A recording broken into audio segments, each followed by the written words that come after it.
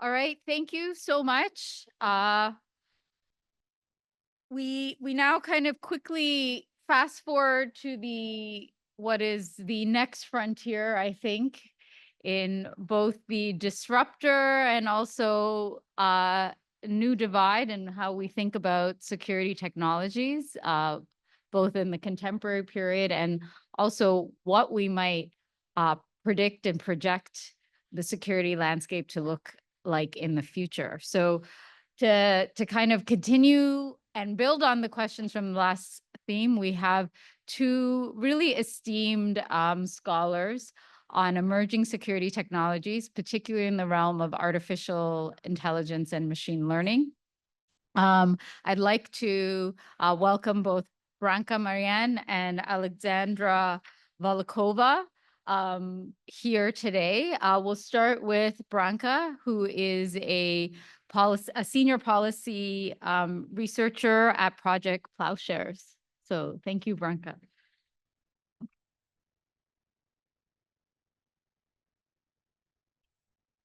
Thank you so much, Nisha and SIPS and Pugwash for hosting this annual event.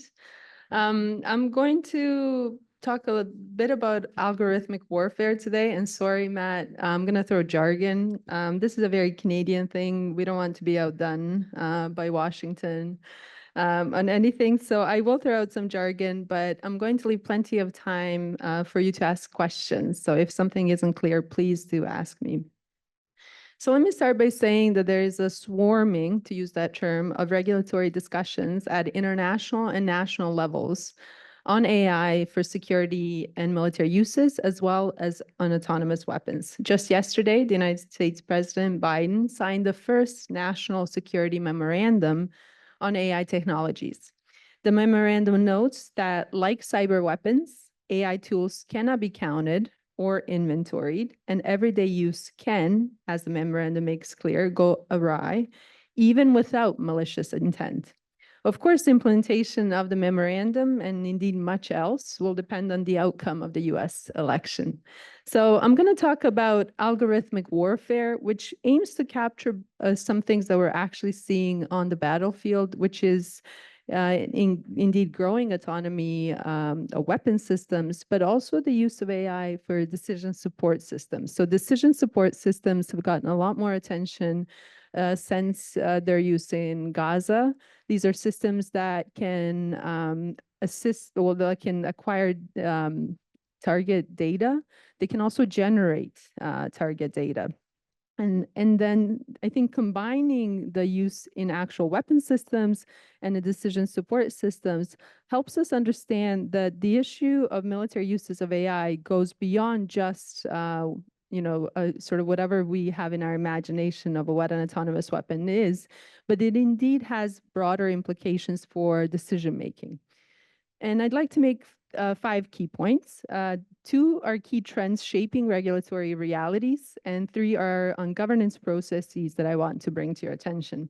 So the first key point in terms of trends, what we're all seeing is the testing and use of AI systems in contemporary conflicts in Ukraine and the Middle East, which is pushing these technologies onto the actual battlefields.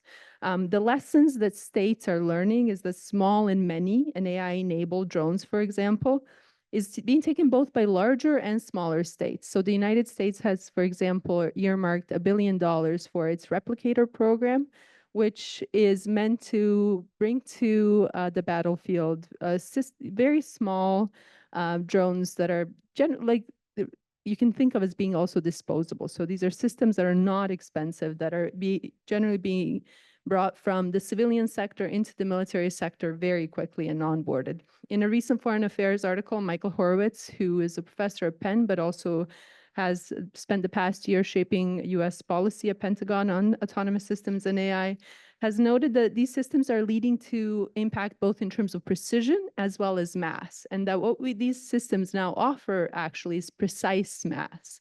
So that means that countries no longer have to choose between precision and mass, right? So Michael claims that essentially for both smaller and larger states, these systems are acting as something that we've discussed for a long time, which is force multipliers. One report suggests, for example, that the Iranian strike on Israel cost about $80 million to launch, but $1 billion to defend against.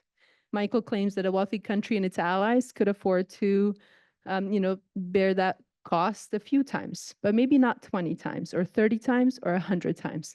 So attrition is a long-standing military strategy, but these systems, of course, bring a scale that we have not seen before. I disagree a little bit with Michael on some of this because this assumes that the lesser powers or the smaller states can also launch those attacks 20, 30, or 100 times. Some may be able to do it 20 times, so I think it's questionable. Could they do it more as well because of other resource constraints? The second key trend to pay attention to, which is the push for Silicon Valley ethos for militaries. This is the move fast and break things. This is the need for a startup culture to be infused into defense, particularly in the Western world. And it has led to a growing role of tech companies in defense. And as a response to the perception that China is outpacing the US in new technologies. So the great power competition, Matt, is well and alive here as well, and forms the background of what's pushing the investments and the realization of certain systems. That is not to say that China is not a rising power in this space, and it should not be dismissed. Indeed, the Australian Strategic Policy Institute has noted that China has expanded its lead as the world's top research nation, leading in 57 or nearly 90% of the 64 categories examined in the report, including advanced data analysis, AI algorithms, machine learning, and adversarial AI. So the concern with this trend, of course, is that the push for Silicon Valley ethos, particularly in the military sphere, is of course, I think, an issue for humanitarian organizations, because what we've seen with the deployment of these tools and technologies in contemporary battlefields are incredible levels of civilian harm. And of course, the promise behind these technologies that's often heard in the halls of the United Nations, in the presentations by the CEO of Palantir, Alex Karp, and others, is that they're going to, in fact, lead to the protection of civilian lives. From what we're seeing so far, that has simply not borne out. And in fact, what we're seeing is greater harm being caused by these systems. So what's being done at the international level and at national levels that I should inform you about in terms of governance? So it's become a bit of a truism to say that, an AI technology is outpacing regulation. But it certainly, in the discussions that I'm going to talk to you, there is the very real reality of the fact that there's a lot of power at stake, and there's a lot of military advantage and benefits the states are weighing. So the three key processes are the United Nations CTW discussions on lethal autonomous weapon systems, and the related discussions which are actually happening now at the UNGA First Committee. There's a resolution that's been proposed by Austria, and there's another one on responsible military AI that has been pushed by the government of the Netherlands and Korea. Which brings me to the second process, which is the RE-AIM process, the Responsible Military AI summits. There were 2 summits so far. The first summit happened in the Netherlands, and this summit led to something called the Call to Action, and that came out of the Hague meeting last year, and it was endorsed by about 60 states. The aim of that call to action was really just to ensure that more dialogue happens, and that there's sort of recognition of the urgency of the need for regulation. At that meeting, China signed on to the call to action. The second meeting that I attended a few weeks ago in Seoul, Korea, was more focused on now making those calls to actions actually actionable.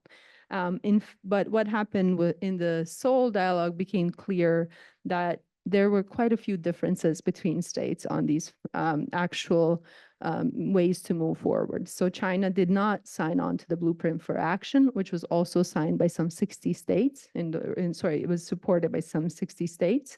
And about 30 states, including China, did not end up signing, even though they sent a representative.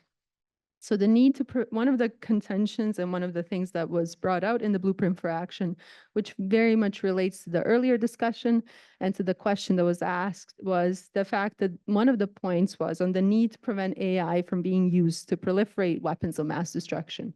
That seemed like a basic tenet that we could get all the great powers to agree to. However, there is some discord there. So in fact, the question that was asked at the end of the last panel, it's much worse than, that AI systems are, sorry, the nuclear weapons are no longer reliable. In fact, we have levels of decision-making being impacted by AI that have a fallout on nuclear weaponry as well. So this is why I think when you think about AI and autonomous weapons, it's much more important to think of it and frame it as algorithmic warfare, because there is a broad spectrum effect across different files. And the third sort of process is the U.S. political declaration on responsible military and AI and autonomy. Canada is one of the co-chairs of a working group on accountability with Portugal.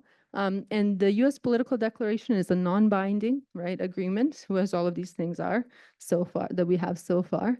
But the political declaration aims to bring greater sort of precision in the language that we're using on military AI and autonomy, and addresses things like human control. So far, the political declaration is largely signed by the U.S. and its allies.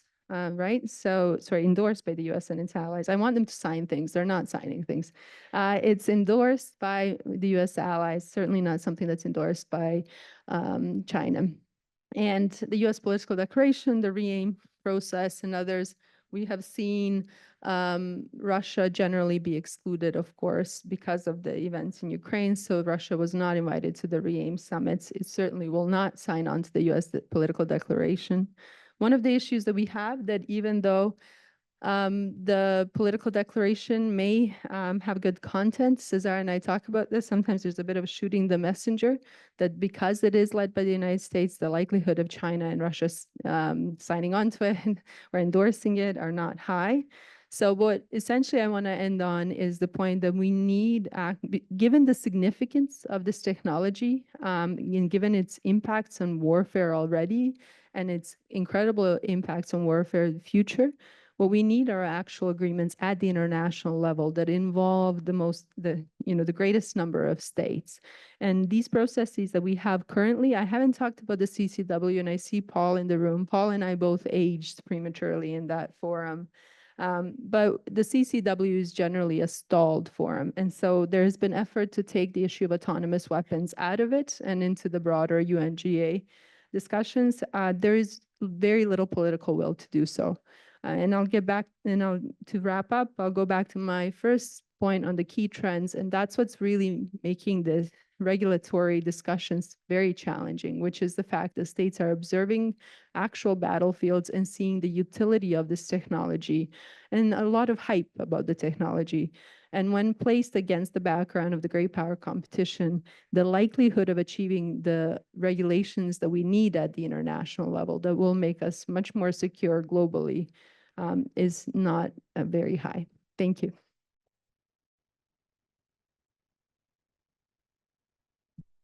All right.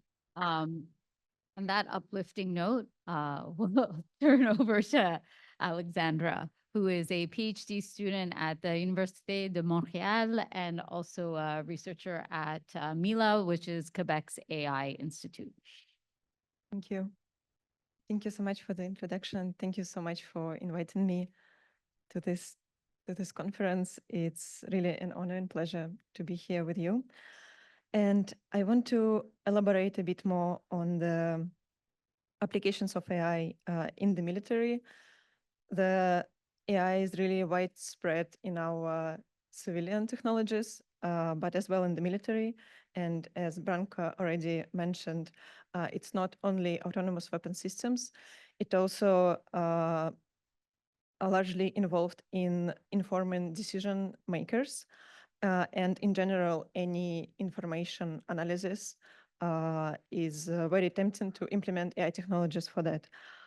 And speaking about autonomous weapon systems, the Probably the usual picture which comes to mind when we mention these technologies is fighter drones or explosion drones, but it is not the only machines which are being developed together with AI for the military purposes.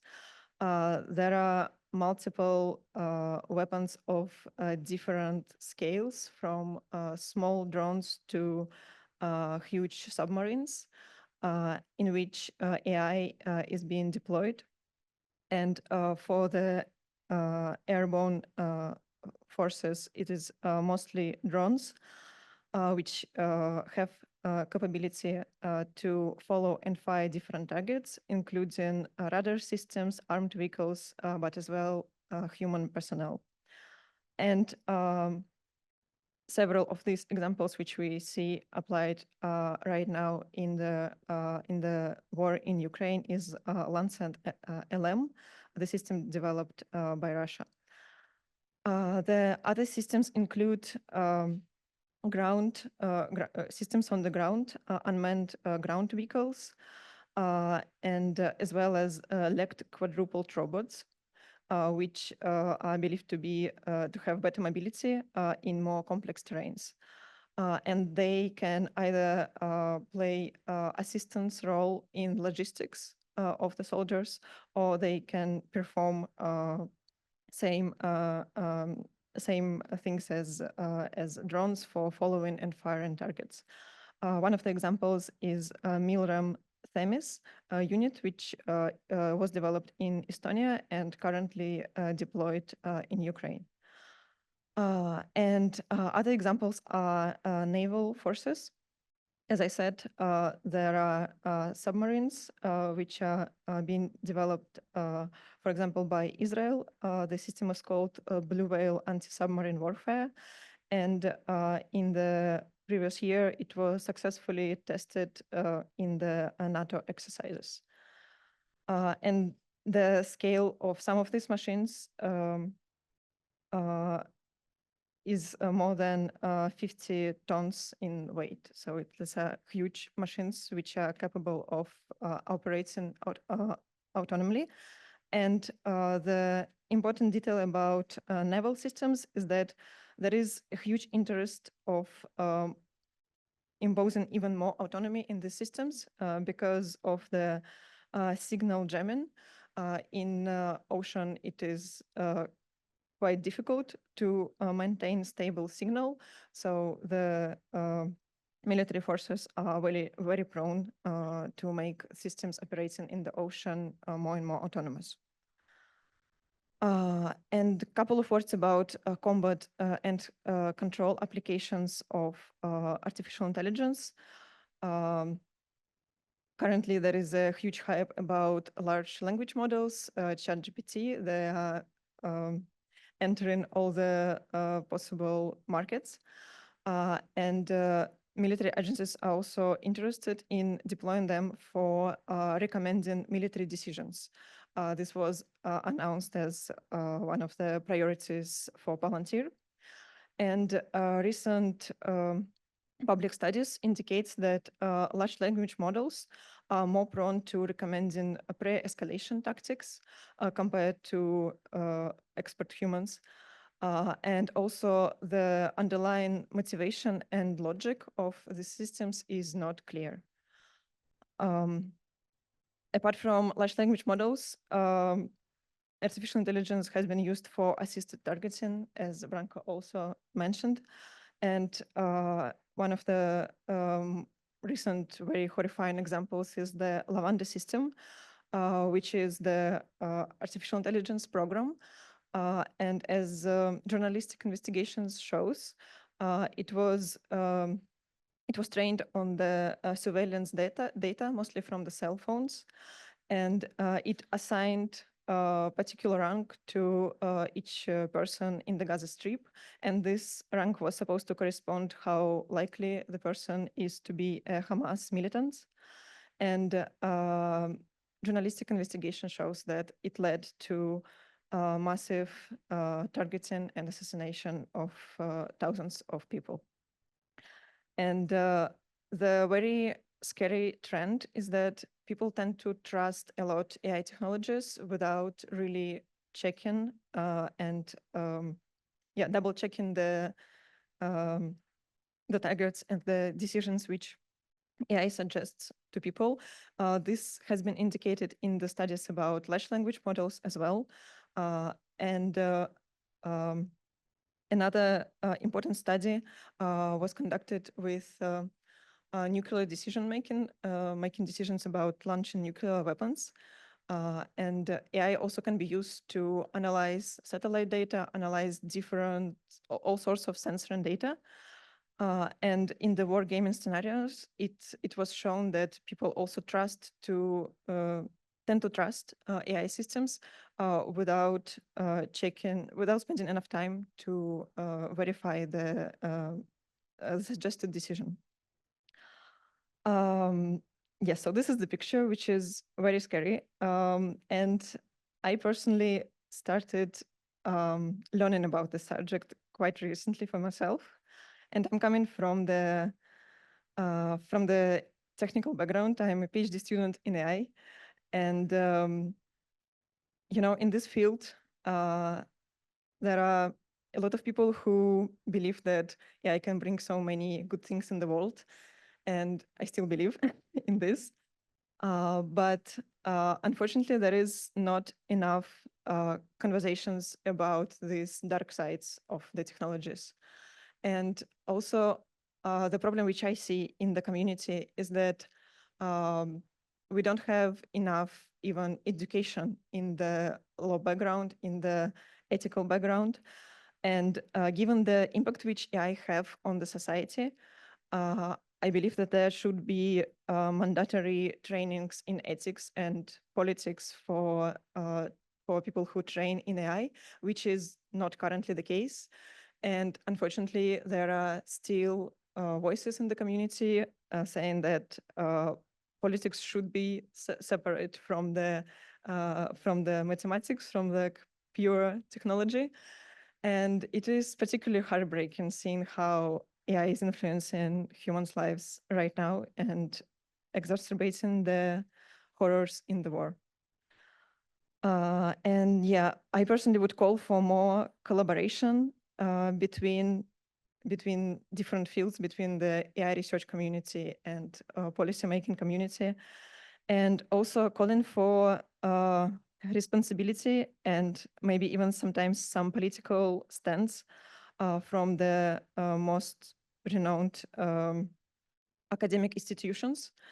I believe that with such technologies as Lavanda and other autonomous weapon systems, there should be public denouncement of their use and development by the academic institutions. Otherwise, it's even hard sometimes to bring this to the discussion within the institutions. And without a discussion, we cannot move forward. Thank you.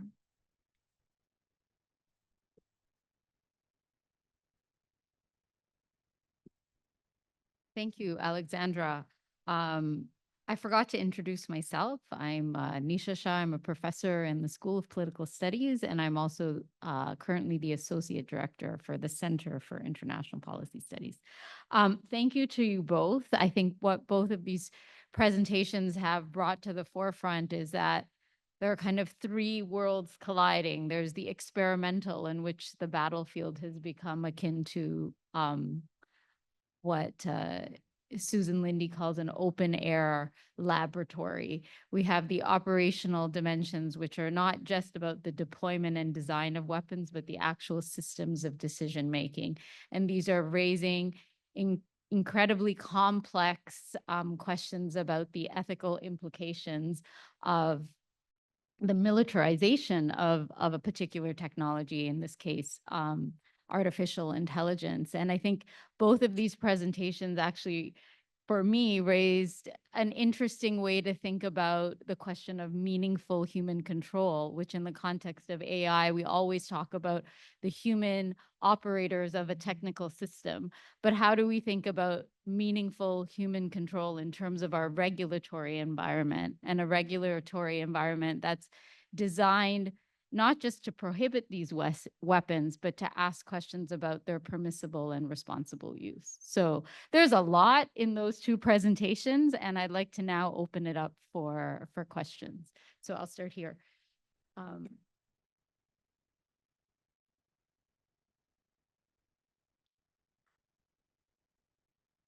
Thank you, Nisha, and thank you to Branka and to Alexandra for the presentations.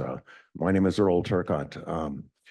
Branka, you referred to the lack of progress in discussions on autonomous weapons in the CCW, that is the Convention on Certain Conventional Weapons, which I think, as many people here know, is a traditional forum for discussions and sometimes negotiations on conventional weapons control. Now, that's largely attributable to the rules of procedure in the CCW that are also used in the Conference on Disarmament for Weapons of Mass Destruction that require consensus, which has been misinterpreted to mean unanimous agreement, so that progress is only as fast as the least imaginative or most obstructive state party involved. The CCW has sometimes been described as a place where good ideas go to die. Now, I think that's a bit unfair because there have been certain things like on incendiary weapons, laser blinding weapons, and a few others where there has been some progress. But for the most part, for other weapon systems like anti-personnel landmines and cluster munitions, and a few others, there has been a need for states to go outside the CCW to negotiate a total ban.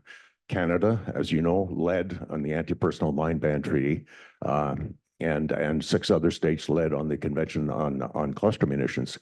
So my question is this: what's your sense of the appetite among state parties right now who are participating in discussions at the CCW to take it outside the CCW and do for autonomous weapons what they have done for other weapon systems? Thank you. Thank you. Yeah.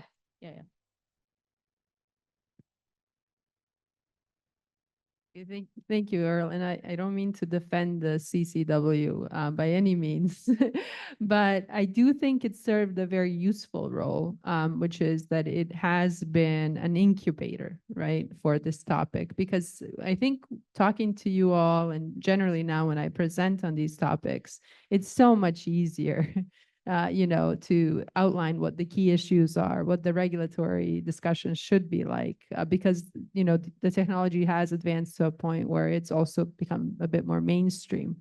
When we started the discussions on autonomous weapons, when I started paying attention to it, and I know Paul and others started earlier, but I started in 2015 looking at autonomous weapons. When I would go to meetings and talk about it, people thought I was the killer robot person that had like a science fiction, issue.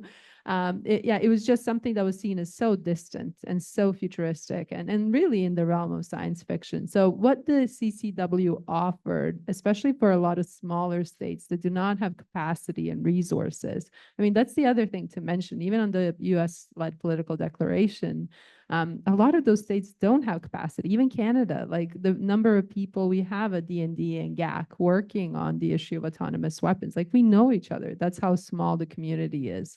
And that simply shouldn't be the case. We need many more resources, both at DND and at GAC, to address these. But to get back to the CCW, I mean, there's a bit of forum blaming happening that doesn't acknowledge the fact, I'm also very guilty of it myself, that doesn't acknowledge the fact that there is just a lack of political will.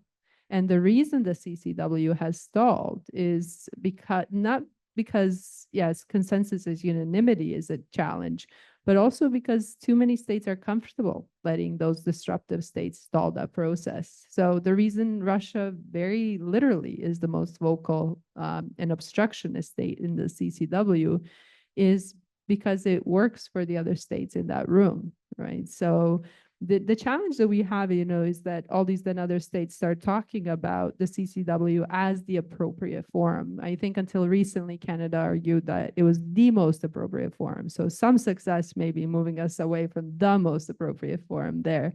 But all to say the political will does not exist take this issue outside of the CCW. What we are seeing in the UNGA, I think, are very promising things, and I hope that we can capitalize on that. I think we need to push, especially the middle powers. The middle powers in this bifurcated world and the, in the great power competition have an important role to play. And I think they're shirking their responsibility right now because they're not stepping up, right, to push that dialogue in those spaces. They're not offering another forum. Countries like Austria are excellent, but where are the Swedens, where are the Norways, where are the Canadas? One thing as a Canadian that I keep getting asked is like, why is this Canada's position? Or, where is Canada on these files? And I think that we go back to the issue of capacity and resources. A lot of the states are not dedicating the capacity resources to this regulatory process, and instead that hype and everything that Alexandra, outlined for you in terms of what we're actually seeing in development is far outpacing where we are in terms of capacity to develop policy ideas, because there are policy ideas that can be taken. There are, best practices, there are shared norms that we can start building, even if at this time, because of the global political environment, it's not possible to get a legally binding agreement. I think, in my view, what would be helpful in the short term is to have some of these shared agreements amongst the great powers on, let's not use AI and nuclear weapons. That's a start. That should be something to work towards. All right, thank you, Branka. I'll take a question at the back of the room and then Paul.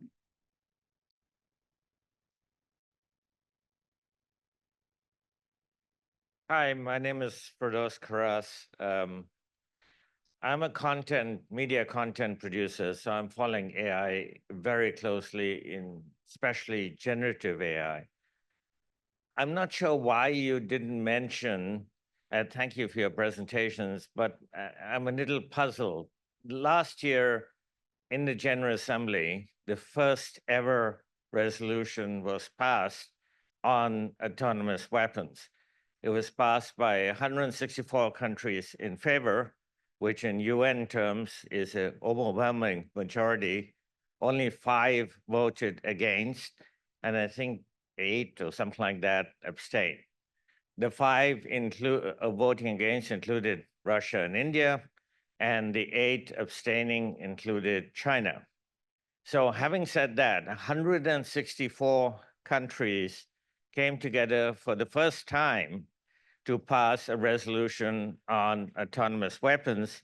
The context of that is that those 164 countries are extremely concerned about the use of AI in military terms, and therefore came up with a resolution. Now, what I think needs to happen is the resolution turns into a binding treaty. The treaty process is the UN General Assembly. It is no other forum. It is the UN General Assembly. So I'm a little puzzled about, other fora or no progress. There has been progress. There is a lot of progress. There's a lot of understanding in capitals that AI needs to be controlled, especially the military applications, although there are other applications one can think of as well in generative AI. But I think that your presentation was much more bleak than my understanding of what's happening in AI around the world. Thank you.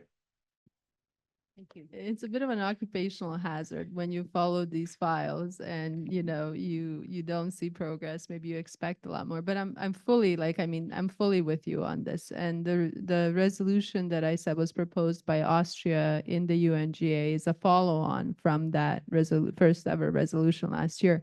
But if you look at that text for the last year, you see that what the resolution essentially calls for is more dialogue.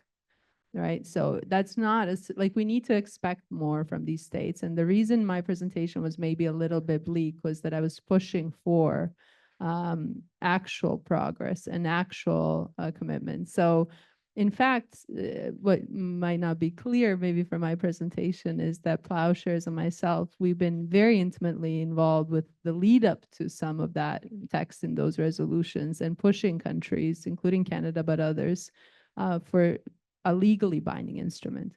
The reason I'm a little bit concerned is because I don't think that we're fully capturing the sense of urgency given the trends in warfare to move beyond just calls for dialogue.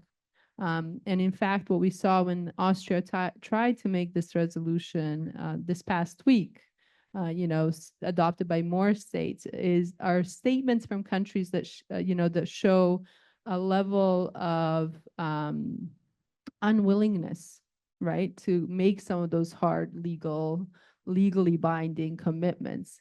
So I agree with you. I think it's important progress. We work as part of a coalition of civil society, of Stop Kill Robots at the international level, support that work immensely. But I think what we have to do is we have to step back and say, what else is happening in this space and where are we actually ascertaining it? So I don't want to dismiss the really important work that's been done even by us and other civil society.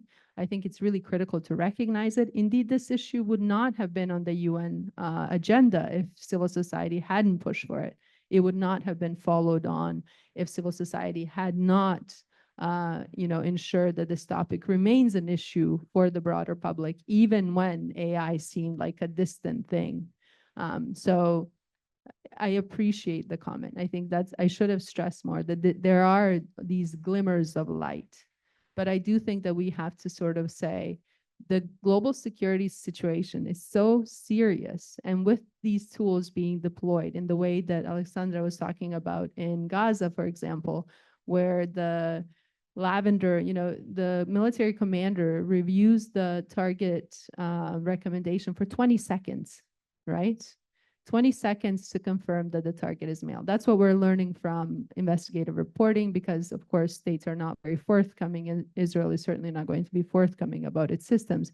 But what we learned from investigative reporting is that these military commanders are making decisions every 20 seconds on a target, confirming that it's a male, right? And that the targeting cycle has been sped up so much that in previous years prior to the use of these systems, Israel maybe had about 100 targets, 50 to 100 targets a year in Gaza. With the deployment of Lavender, Gospel, other AI decision support tools, that goes to up to 100 target recommendations a day. That is an incredible jump in scale that we, I think, need to. So that's where my concern is coming from. I think we're doing some amazing work in civil society, but we need more support because these transformations are happening on the battlefield.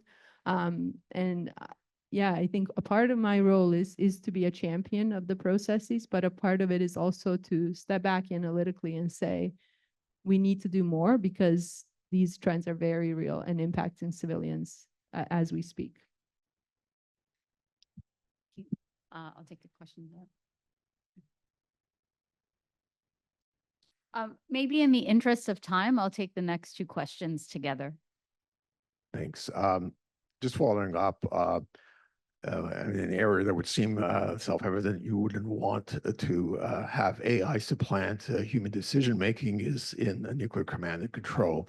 And I wonder, Branka, I didn't quite follow you. You said in the context of this Seoul meeting and the blueprint that there was opposition to AI in terms of WMD proliferation. I'm not quite sure what that meant, but did the issue of AI in nuclear command and control come up? Because if I recall correctly, last November when President Xi and President Biden met in San Francisco, at least in the US, media, there was suggestions that there was going to be an attempt to get an agreement in the sort of joint statement emerging from that meeting that there should be a ban on AI in terms of nuclear launch decision-making.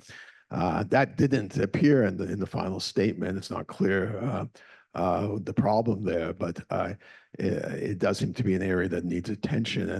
And Alexandra, I was struck by your point about there being trust in AI in the context of nuclear command and control. And I just wonder on what sort of basis was that determination, because I would have thought it would be the contrary. And one recalls a celebrated incident in the then Soviet Union in 1983 when Lieutenant Colonel Stanislav Petrov was receiving then technical information that there was an incoming ICBM strike on the Soviet Union. And he exercised, fortunately for all of us, good human judgment in determining that if the US really was going to strike the Soviet Union, it wouldn't be with just 5 ICBMs. This is what his systems were telling him was incoming. And he didn't then alert the Kremlin about this attack. And so it's just a reminder, I think, of how crucial in the end human judgment is in these matters. Thank you. Take them.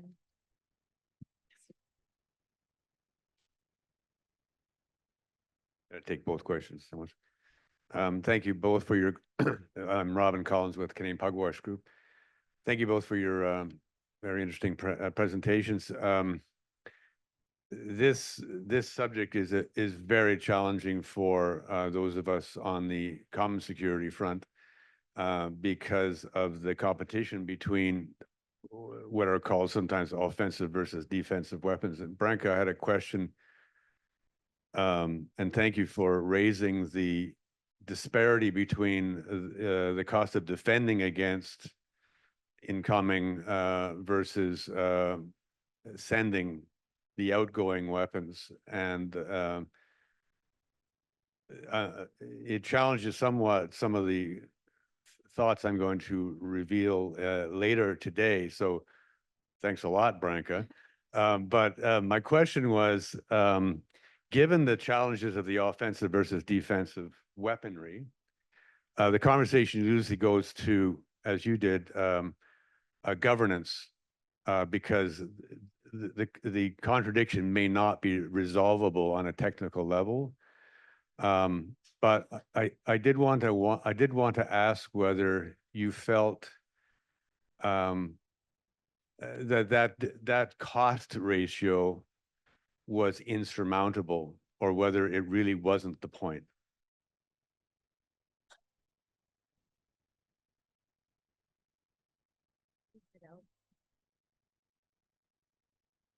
Okay, so I would answer Paul's question about the trust towards AI systems.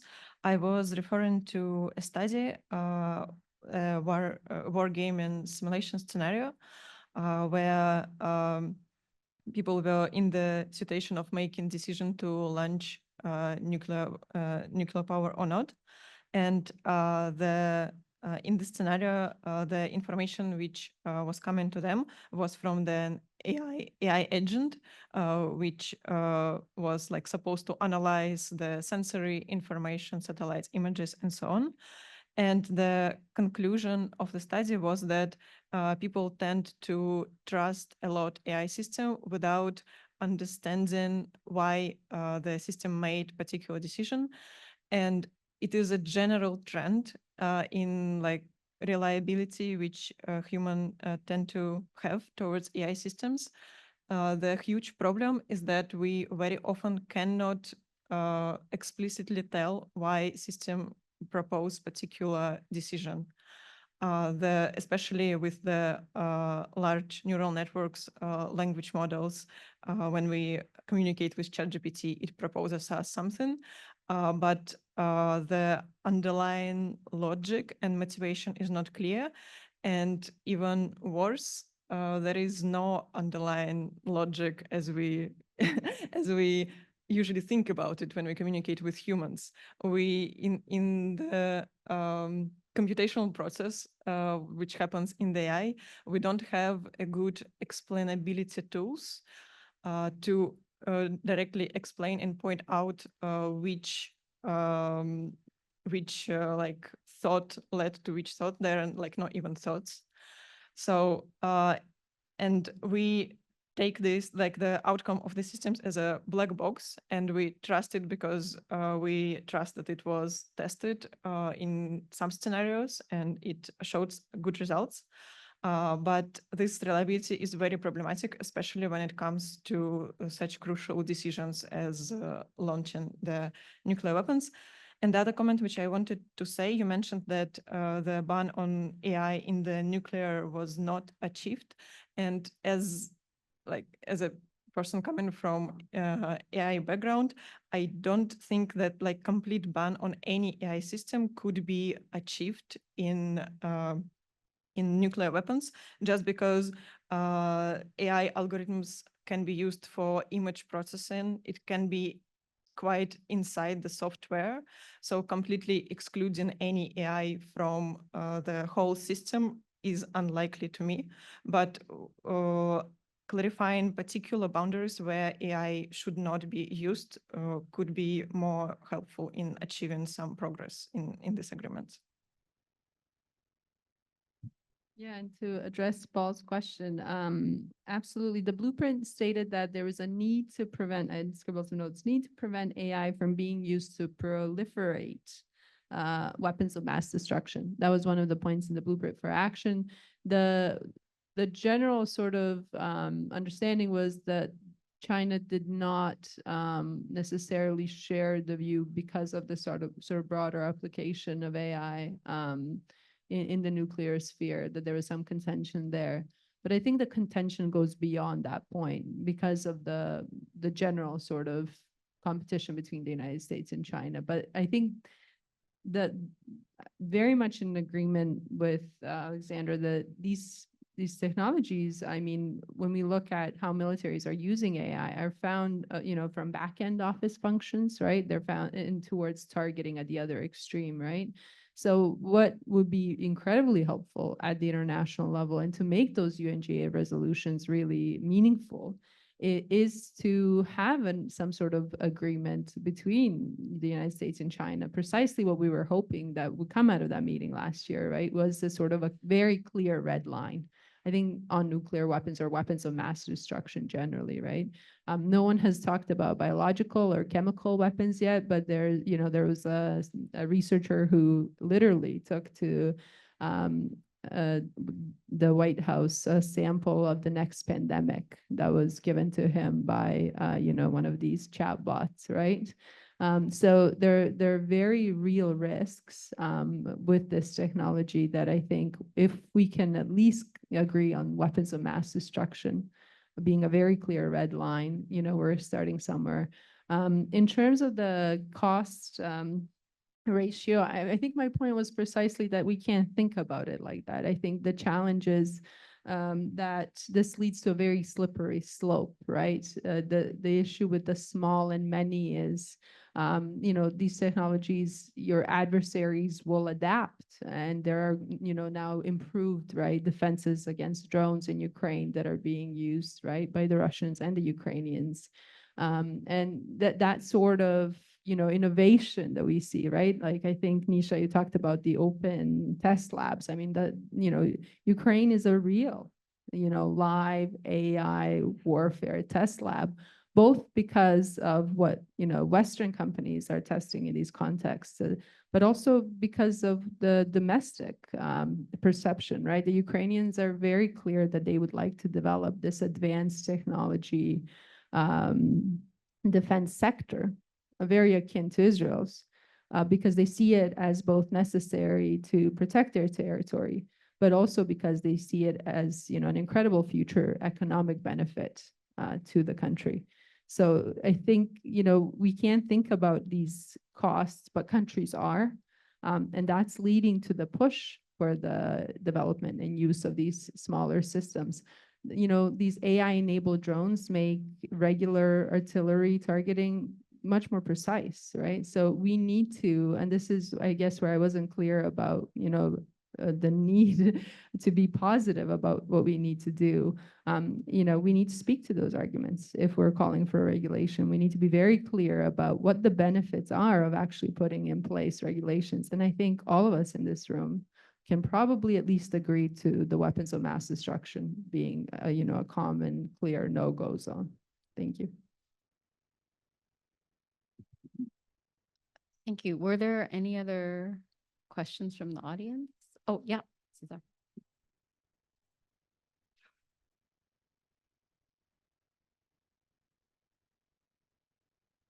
Thank you, Nisha, and thank you both. Excellent presentations. I was very glad, Alexandra, that near the end you were talking about, the importance of having some sort of ethical dimension to these conversations and sort of imbuing curriculums and education. I'm not trying to put words in your mouth, but I like that you brought that dimension. Just anecdotally or from your experience, do we have that, or is there a huge gap there in having an ethical dimension and making people who are going to be working in this field and in such systems aware of those implications from an ethical perspective? Thank you. Yeah, thank you. Thank you so much for this question. Yes, there is a huge gap. There is no mandatory trainings in the universities, like no ethical trainings for people who study AI. There are some initiatives by different universities who see the need of developing these trainings, and they make some effort. There is some training in my institute, Milo Kubeka Institute, but it is not mandatory, unfortunately. And there is not enough kind of political will to make these things mandatory, and unfortunately. Unfortunately, the field is very dominated by corporate mindset, I would say, because of the funding from big tech, big corporations, and I would say that majority of people are oriented towards this market, and ethical discussions are there in the community, but I wouldn't say that like everyone have a good understanding of the ethics and the importance of that, as well as the politics. And I would also say that majority of the community try to stay away from the politics, not discussing politics, not discussing conflicts, just doing math. And it is very problematic. And I think it is a huge missed opportunity, because these are the people who would go and develop weapons probably at some point. And I think that academic community, university community should really take seriously education of students in this field. Thank you. Oh yeah, question over there. Yeah.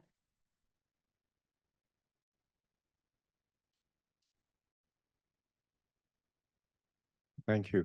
Very interesting discussion. And in fact, I was fascinated with the DSS because it was one of the topics that way back in 1980s, we used to talk about at IASA. It was more in the context of the Cold War. And now the question, I think it's not so much the education. I think there is something fundamentally wrong with our value system. And I want to ask Alexandra a question, because she said explainability is not there because the scientific approach to that is non-existent. I was wondering whether fuzzy logic would help in identifying some of the parameters in between 0 and 1.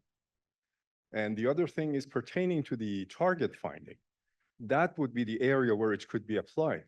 In the 20 seconds that you mentioned, the AI is capable of differentiating between collateral damages and the environmental damages if we put the value system in it. So fundamentally, I want to go back to Psalm 8. I'm not a religious person, but Psalm 8 says, who are we? What is man? You have placed us under the angels and above everything else, and yet we are grappling with the issue of value and how we define those characteristics so AI doesn't make a mistake. Thank you. Thank you. Maybe I would first answer the question about explainability. So it is like a known problem in the AI research, and there is a whole direction of research which is dedicated towards explainability of the neural networks and their decisions and outputs. The problem with that is, unfortunately, so far there is quite limited progress on explaining the decisions of neural networks. We know how they work mathematically pretty well, but bringing explaining in the like high level abstractions why particular decision was made is still very challenging. The solution to that would be moving towards different sort of systems which are based on the more explainable abstractions, which operate with more explainable abstractions in the first place. But in this domain, there is not yet as much progress as with neural networks, like all the models which we mostly interact with, like ChatGPT, they are all based just on huge neural networks which are trained on big data sets. And the other question about values. So it is a very interesting question, and I think it requires collaboration between fields, because I don't think that AI researchers have enough background to define these values, which AI should be aligned with. But there is the whole direction as well, which is called AI alignment. And it is the field where researchers trying to find ways to align decisions and like actions which AI system makes with some values. But I would say that this field is not yet that developed. And I'm not sure that we can use the existing approaches to really align some systems with the whichever values we define.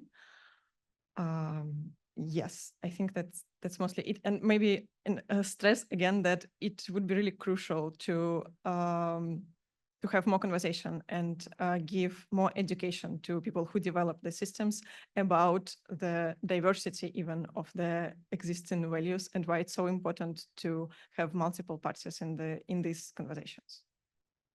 Yeah, and just as the last point, I mean, some of the technical sort of solutions to explainability that this whole field is working on are at best approximations, and that might be acceptable in some contexts, but in a military context, what we need is a degree of explainability for the basic fact that we need to understand who to hold accountable for ex post accountability, right? When we're looking at after the fact, if we're going to hold people responsible for war crimes, we need to understand, right, how the systems was functioning, what was the role of the military commander within that system. And so far, everything that we know, as Alexandra outlined, technically explainability is very challenging. And indeed, there might be a broader conversation that needs to happen about whether we use deep neural nets, right, for decision-making related to the deployment of force. Like if we can't explain how the system made decision, if we can't, if we are giving these military commanders these weapons, which they don't have a degree of understandability about, and cannot maybe even function with a degree of predictability, that is, I think, an important point to note. The thing about values and ethics, what's happening a lot in international discussion that I've noticed on ethics and military AI is that there's this sense that we can put in a checklist, that we can instruct the systems based on existing, for example, international humanitarian laws or laws of war standards.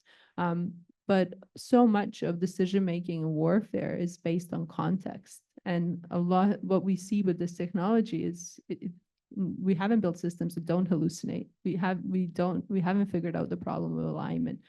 But even if we do, if at some point we perfect all this technically, there is still a question of should these systems be making life and death decisions? In my view, that's no. All right. Well, I'm mindful of the fact that we still have another panel. I want to thank both Branka and Alexandra. And I want to maybe leave us with this kind of, I think, this curious thing that's emerged in the context of a conference that is sponsored by Pugwash, which really started as conferences on science for peace. And increasingly at this kind of critical moment, at not just the next frontier, but the evolving practices of warfare. There's this divide between the scientists designing this technology that's being militarized, and why and how is that happening, and what can we do to kind of bring these communities together to have more meaningful ethical conversations about the life and death decisions that potentially happen with the use of these technologies. Okay, so thank you, and we'll move on to the next panel. Thank you.